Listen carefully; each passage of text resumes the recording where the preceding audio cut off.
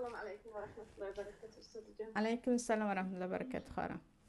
استاد جان همین گفته مقصد قرآن یک کس اگر همین قرآن یک کس دیگه بخونه مقصد بگه در حق همین انسانی که گذاشته است بخشته مقصد به مثل توفه کردن یعنی طلب نکرده باشه او با مثل مقصد قبول میشه و انشالله ثوابش میرسه. میرسد انشالله. در نزد اکثر یعنی جمهور علما گفته میرسد ثوابش. وقتی که از او طلب نکردی و خودش گفت من همین قرآنم رو برای فلان مورد هدیه میکنم ثوابش رو رفته میرسد.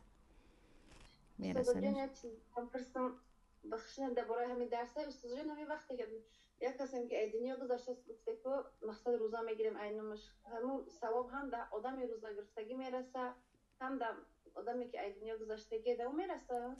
اگر شما گفتید از ثواب همین روزه هم پروردگار قبول کرده باشی فلانی هم بهره مند شود به هر جایتان میرسد. اما هیچی نگفتید فقط به خودتون، یعنی یا که گفتید من ثواب همین عملم رو همش رو مثلا به مثلا فلان مرده بخشیدم همش به او میرود. اینجا در مسئله در نیت شما است. شما گفتید به هممون برسد به همه میرسد و میدونید که پروردگار رحمتش خیلی وسیع هست. برای یک عمل ثواب از 10 تا 700 درجه ثواب می نویسد. یعنی برای یک عمل خیر کردتون و خودتون هم به دیگرها هم بخشیده می توانید. رحمت سلامت باشید.